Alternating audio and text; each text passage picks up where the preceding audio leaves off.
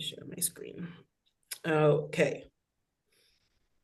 We definitely have some verses this week, like all weeks, but that are could be understood in a number of ways. So I look forward to seeing what other kinds of translations and commentaries we have.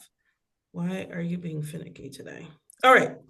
So, chapter 13. Kedaber Ephraim retet nasahu b'Yisrael v'yesham b'Baal v'yamot. So when Ephraim spoke piety, he was exalted in Israel, but he incurred guilt through Baal, and so he died. Right? So we seems to be reflecting on the northern kingdom and when things were good, right? And when the king was good, then it went well, right? But then, of course, the king, probably Yeravam, turned to idol worship, and then Vayamot, right? So he died. Question is exactly who is Vayamot, right? Who dies? Is it the king? Is it the people, right? What is it referring to?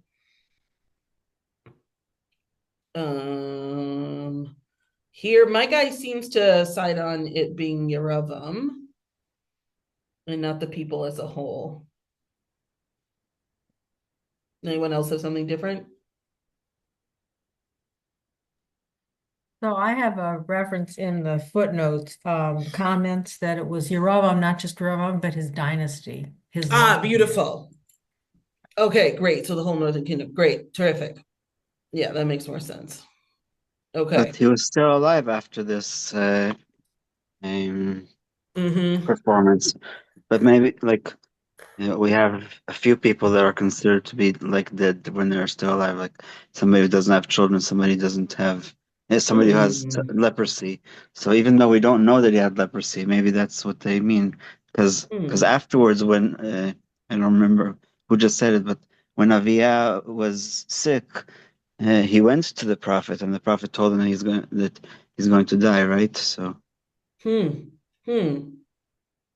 Oh, that's a great point. Yeah, I'm trying to see if my guy, he doesn't really, yeah, he doesn't really add much to this. Interesting. Yeah. I think that's why the Vayamo question, right? Like exactly what is this? All right. Ve'ata yosifu lachto v'asu lahem masecha mikaspam kitvunam atzabim maaseh harashim kulo lahem hem omrim sovchei adam agalim yishakun. All right, so a lot going on in this pasuk. Now they go on sinning, right? Yosifu lachto, they continue, they're adding further. And then they made molten images, masecha mikaspam, idols by their skill from their silver, holy the work of artisans. Yet for these they anoint people to sacrifice. They are wont to kill calves. All right, definitely one of many translations, especially the end part. Um, Adam agalim yishakun. So it could mean sacrifice people and kiss calves rather than for these they appoint people to sacrifice. I don't know. That sounds like a little bit roundaboutish. Thera or anyone else, do you have what translations do we have for this?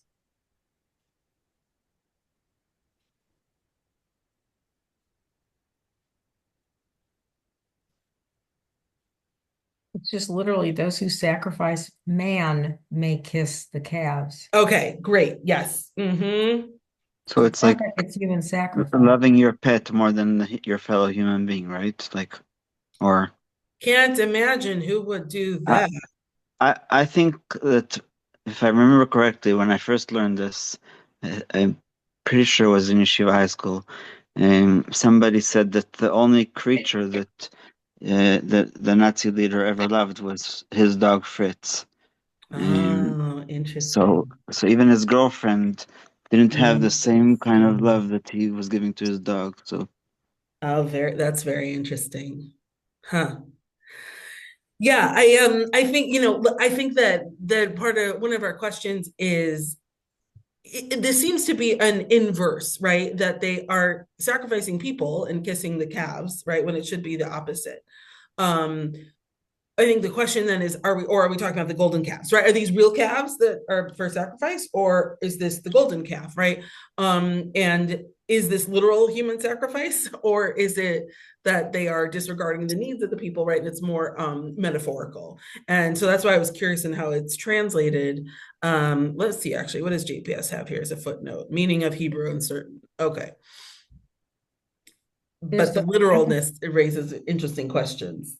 But I love that parallel to Fritz. I didn't know that was his name. So I have a comment that's attributed to Ibn Ezra. He Beautiful, yeah.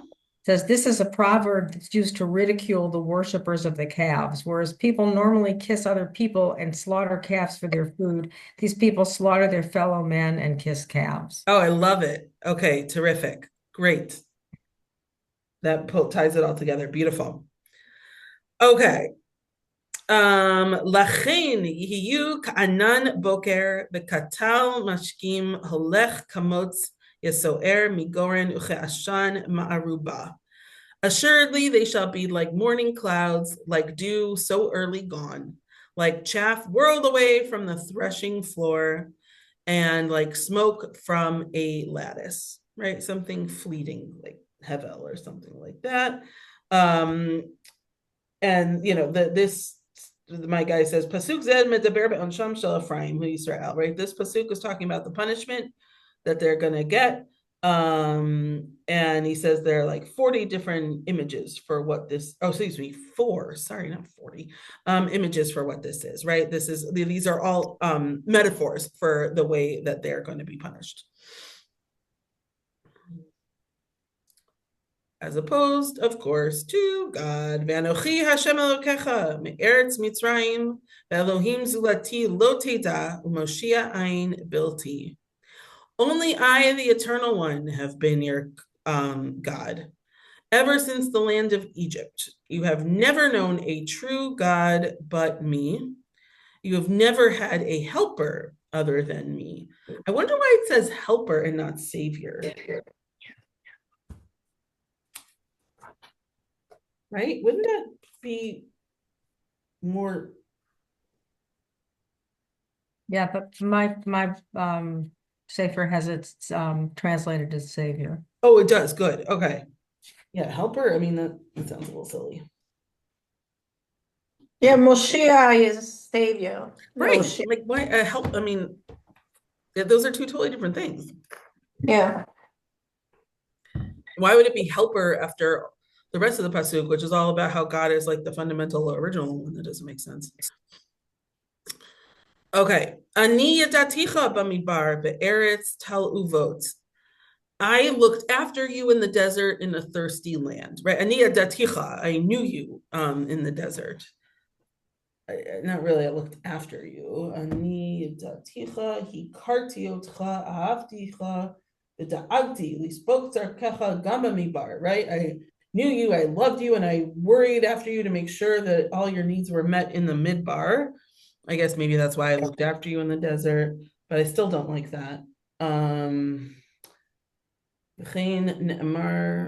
Yeah, I mean, I feel like here, Yadaticha means like I knew you so well I could anticipate all your needs, right? Which I mean, we know from the Torah that's not actually necessarily so true, right? They have to ask for things a lot, sometimes complaining and sometimes just asking. But anyway, we can set that aside, right? But God it's part of this, like, I knew you at the beginning. I could anticipate your needs, right? Just like a parent knows when their child is hungry before they even have to say it, right? All of these things. Okay. Kemar itam Vayispa'u sav'u vayaram libam al kain shechechuni. When they grazed, they were sated. When they were sated, they grew haughty, and so they forgot me. Now, of course, there's a great word play, or word in the Hebrew. Kemar itam vayispa'u, and then sav'u vayaram. So when they, showing the chain, of course, of, this is a danger that shows up in Parshat Ha'azinu and elsewhere of what happens when you get comfortable, right? And perhaps too comfortable. I think it's the pasuk in Ha'azinu. I think it's quoted here. 1 second. Vishuman Yeshurun Vayav 8. I think I'm getting the words mostly right. I'm always, yes, Vayishman Yeshurun Vayiv At. Yes, here, okay. That Yeshurun got fat and then kicked. And something I think about all the time is like, what's the line for getting too comfortable, right? Is it that in order to not be comfortable, you have to be hungry? Is it the difference between having your needs met and then being like sated, right? Like the word in Devarim is Vayishman, right? They got fat. But like what leads individuals, what leads nations to start to get comfortable and take things that they didn't in the past take for granted, to start to take them for granted now, as things they deserve, things they're entitled to. And here it starts with grazing, and then you're full, and then once you get full, then vayaram libam, right? Their hearts get too high, right? But what is the point of maintaining gratitude to God? Is it that an awareness of God? Is it that you can only be aware of God when you're hungry? Or is it possible to be full and genuinely full and still, maintain that awareness of God and gratitude to God? Do you know what I mean? Like, I don't think it's so clear. I mean, things in Pasuk basically say if you're contented or happy with your life, you might get oti. That's a good translation to Bayarem Libam. And at that point, you can forget God. Right. So, like, is that inevitable? Is it? No, it's an area that we should be aware that when we get really comfortable, that we should still have God within us. But they didn't do that. Yeah. Just think about like, Bill Gates and Warren Buffett and the people who talk about how they, have a lot of money, but don't want to leave it to their kids. Like you want your kids to have to struggle, have to work for it at least, right? Like, what are you trying to prevent here? And what do you recognize about the perhaps inevitable outcome of having too much, or at least always having enough? Why we daven in the mornings and we thank God for everything. We just need to pay attention to it when we're actually saying the words. It's the same idea. Gratitude is a big word now, but it's an important word. So look around you and say, this is what we have, as opposed to, take it for granted. Yeah. Yeah. Yeah. I mean, that level of arrogance I say all the time is like exactly warned about in the Torah, right? That's like the worst thing you can do. All right. So, va'ehi lahem kimoshachal kinamer al derech ashur. So I am become like a lion to them, like a leopard. I lurk on the way. Let's just do this with 8 also. Efgeshem kedov shakul ve'ekra segor libam ve'ochlem sham kelavi chayat asadeh tivakem. All right. So, like a bear robbed of her young, I attack them and rip open the casing of their hearts. I will devour them there like a lion, and the beasts of the field shall mangle them. Okay, lots of animal images here. I will also point out that namer here is translated as leopard. I've also seen it translated as panther. Aya or anyone else Israeli, what in Israel do you happen to know? For me, Namer is a panther. Panther, the all black one? No, the one with the stripes. Is that a tiger? Tiger. Right, a tiger. But Namer is the one with the spots is called a leopard, I think, right? Mm-hmm.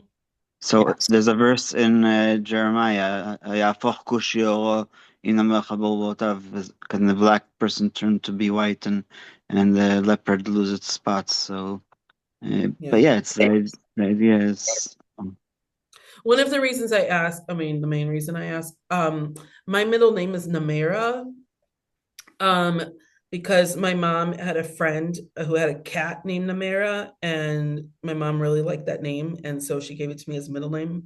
And there's been a lot of debate whether it's tiger, panther, leopard. So that's why anytime it comes up in a pasuk, I get excited and want to ask people what they think, because for somehow it has not really been fully settled yet.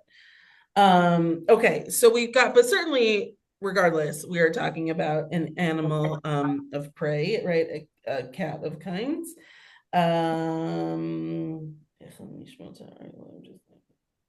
Okay.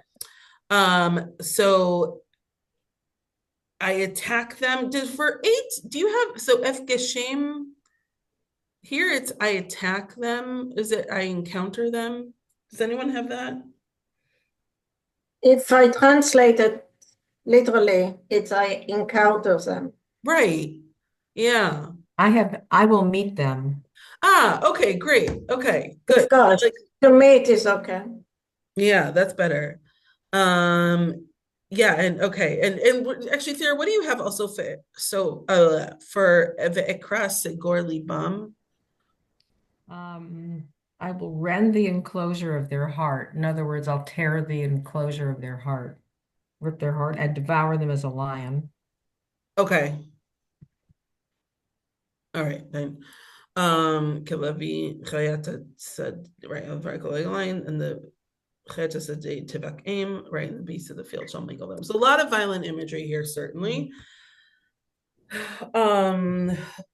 Does anyone have any like footnotes or interesting comments on why so much animal imagery right here?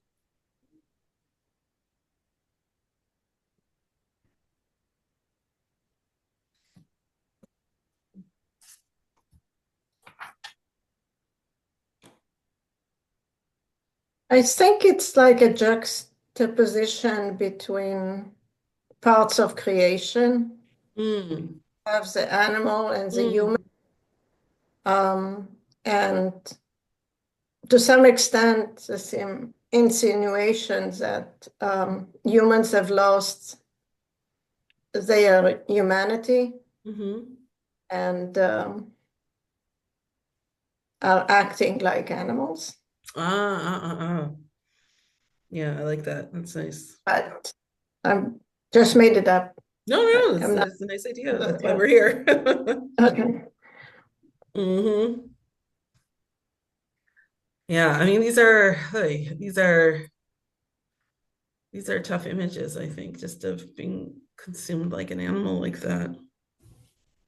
I mean, that's everything that they would have feared, while walking on a journey or something, as one of those animals waiting for them. Okay. Shichetcha Yisrael kivi ve'ezrecha. You are undone, O Israel. You had no help but me. Fiora, what do you have for translation? We've got meaning of verse uncertain. You have destroyed yourself, O Israel, for you, and then you have rebelled is in parentheses as if it's understood, Mm. against me, against your help. Oh. Oh, it adds in a whole clause there. Yeah. Huh. Let me see if there's anything in the footnotes about How it. interesting. Yeah, so it sounds like they breaking the sentence into 3 parts. Shechetcha Israel, Mm-hmm. kivi, and then be'ezracha. Mm-hmm. Yeah, I mean, he says chaser kan hapoal v'hu muvan me'atzmo. Right, the part of it's missing, and kibi b'Hashem nimsa ezrecha. Right, o ki ani be'ezrecha. Yeah, all right.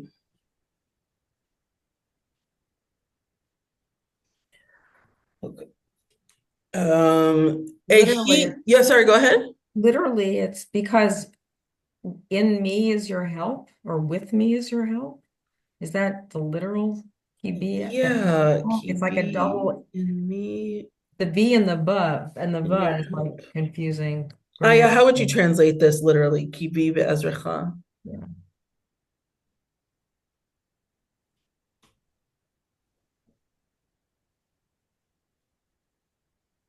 me. No, I don't know. Yeah. In me, in your help. I don't know.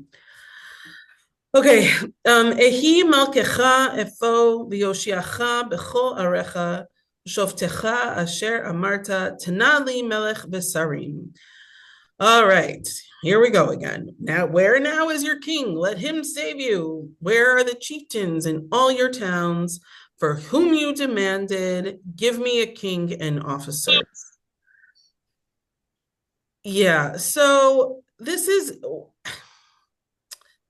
just one of many, many times the God comes back to like, oh, where's your king now? You were the one who demanded it from me, right? It seems, that people did want a king. I think, wanted to be like everybody else, right? You look around, everyone else is a king. Like, shouldn't we also, right?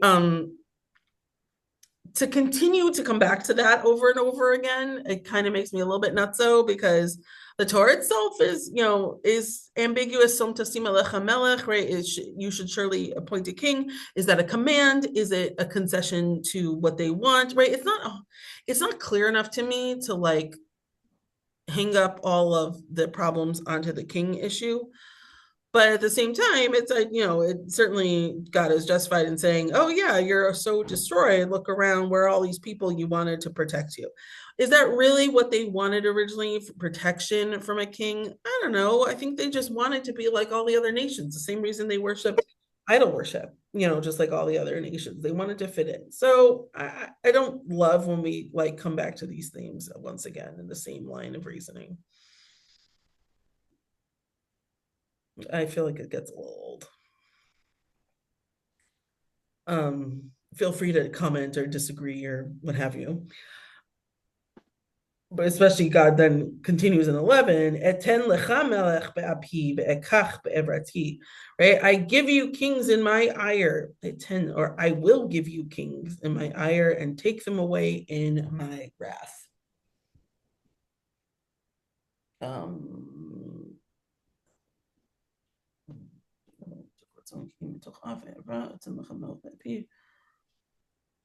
Do you have it? I give you kings, or I gave you kings, or I will give you kings? I think it's an angry statement. Yeah. I will give you in my anger. I'll give you a king in my anger, and I will take them away in my wrath. Yeah, and you're saying will, like the future. I agree. That seems like that's what it should be translated as, right? At 10, I will give you. Not I currently do. I think it's a reaction to the previous pasuk where it says, you appointed kings, where are they? They're not putting you in the right track. You appointed shoftim, judges, and that didn't work either. They're not there to lead you. Even though you said, so I'm going to do it for you, but I'm going to do it with my anger, which means I'm going to destroy you in essence. Yeah. Yeah. You wanna this, I'll give you that. All right. Sarur avon Ephraim tzfuna chatato. So Ephraim's guilt is bound up, his sin is stored away, right? Or hidden, safun, right? Like from the Seder, safun barech, right?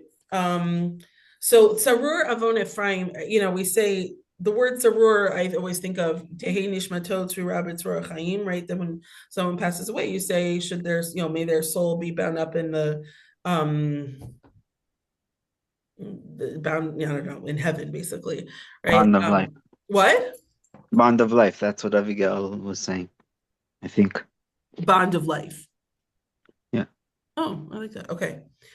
Right. So now his sin is bound up with him, which is not good. To me, maybe it's just my own connection to the word, but I just think of that as like the word to me seems like very selected, right? Because you want Sarur is a word that we use to imply an eternal wish for something, and here it's like an eternal condemnation, right? Your guilt is his avon, his sin is bound up with him.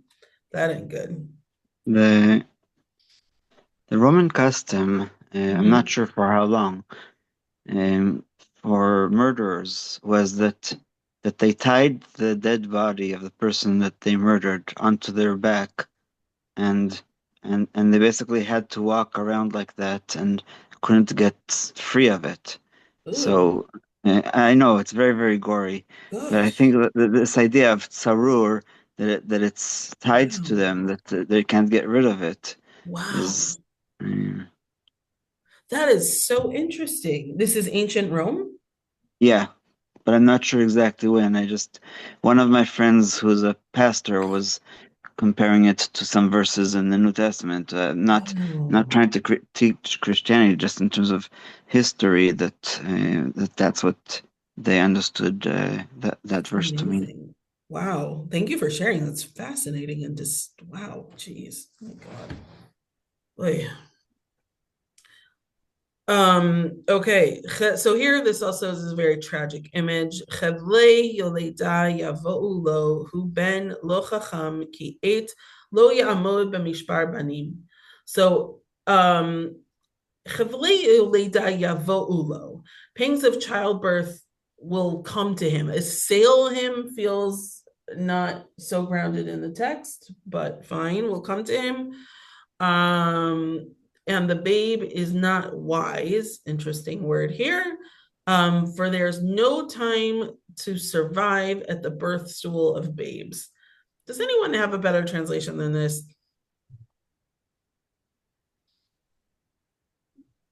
Just that flows better? Um,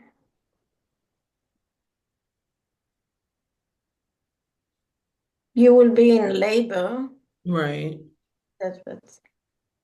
and you'll give birth to a son that is not smart, not chacham, right. and he would not hold himself up Yes. b'mishbar banim, in a birth stool of baby. I like that you said hold yourself up, right? They embellish here to go to survive, but it really it's ya'amod, just stand up. Yeah, yeah, he won't have the strength Mm-hmm. Mm-hmm. b'mishbar banim. Yeah. Yeah. I don't know how they translate that to birth stool of babes. That doesn't sound right. What do you think it should say? Let's see what they. In this, Why if can't it there, just be birth stool? because it's not babies anymore, it's banim, it's sons. It sounds like, I oh, see. so it's how they grow up. Okay. Uben lo chacham. I mean, you wouldn't know if the ben is chacham or not until they grow Right. up, right? Mm-hmm. Yeah, that the pasuk is definitely confusing in that sense. But What does it mean? that's a little bit of hope that we will reach that kind of at least partial maturity, right? Oh, yeah, well, ideally. Ben l'chacham hakavana le'alud, hanimtza berach hanimo, ve'ino poritz olav. All right, nothing so great here. All right. Miyad sheol efdem mimavet egalem ehi dvarecha mavet ehi katavcha sheol nocham yisater me'enai. All right, a dark pasuk about Sheol and death. So from Sheol itself, I will save them, right? From the hands of Sheol. Redeem them from very death. Where, O death, are your plagues, right? Dvarecha, your dever, not your davar, your dever, your plagues. Okay, your pestilence, where, O Sheol, revenge shall be revenge shall be far from my thoughts. I don't know. Thera, please tell me if a better translation, if anyone else also has a translation in front of you. Not that much better. Hold hold on.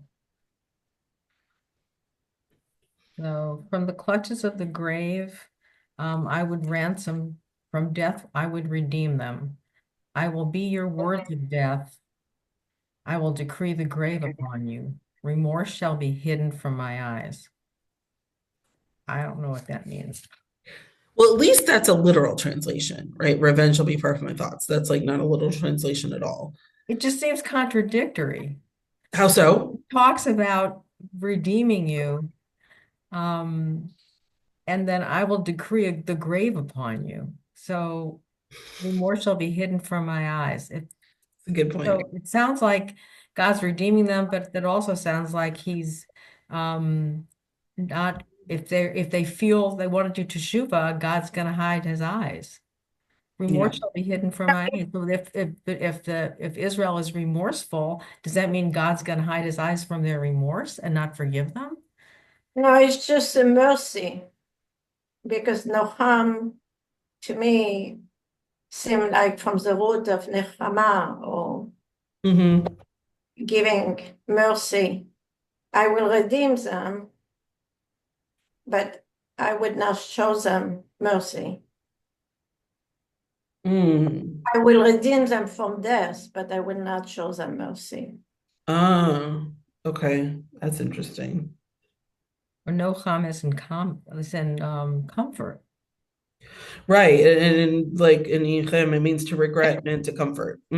So yeah, I wouldn't show them any comfort. Right. My guy, I think he translates it more as regret, which is interesting. Oh, excuse me. Very difficult language. I know, it's so hard. Oh, that reminds me okay, at the end I'll share what the professor shared with me, though I see Elaine's not here. Okay.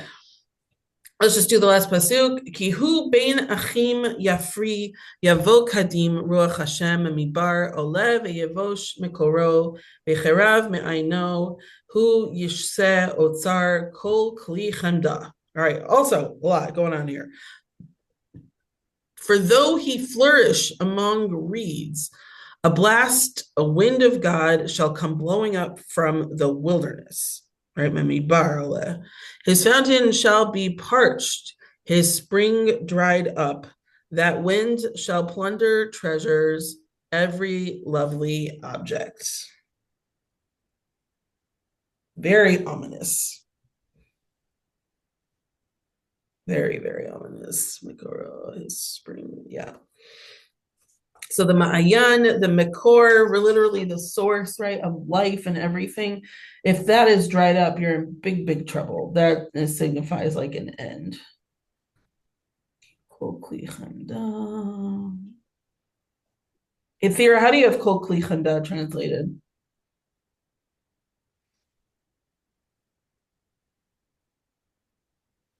Yeah, I'm having a hard time finding it. Okay. Because it's not, doesn't line up right now. Oh, they miss it. Okay. Okay,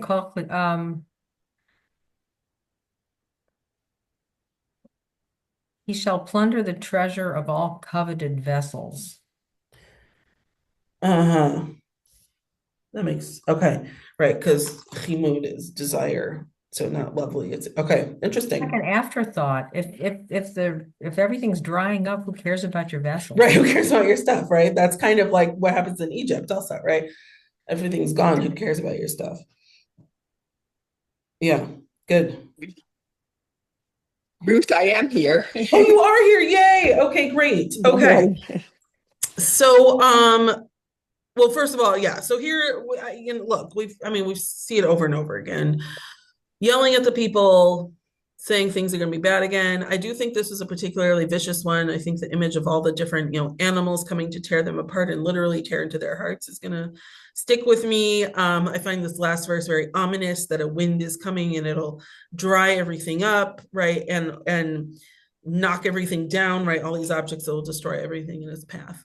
But it is ultimately more of the same in that sense. So last time, Elaine, you had mentioned, were these prophecies understood by the people at the time? So I emailed Professor Ben Summer, who's an expert in this stuff. He actually replied and then also said, I'm attaching a chapter I wrote on Hoshea chapter 11, which is sad only because we have just learned 12.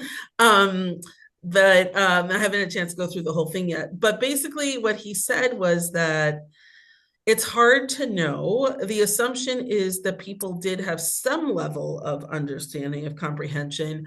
Part of the problem is it seems that the North probably had a different dialect than the South, right? And of course, that dialect would be less familiar to us than the Southern because the Northern Kingdom was lost, right? So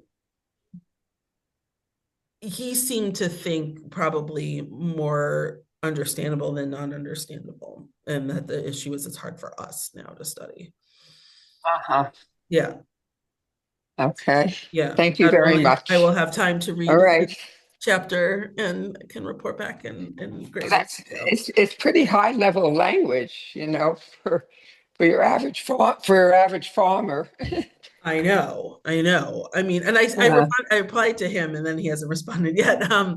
But I said sort of like, how do you motivate yourself to really get into it, right? Like I find with Chumash and stuff, I love it. I love the words. What could this mean? What could that mean? But with this, it's so hard for me to even find like what to, the hook to draw you in, because it all feels so, esoteric and just it just feels. Not only esoteric, but it's just browbeating, over and how could, Yes. I mean, Yes.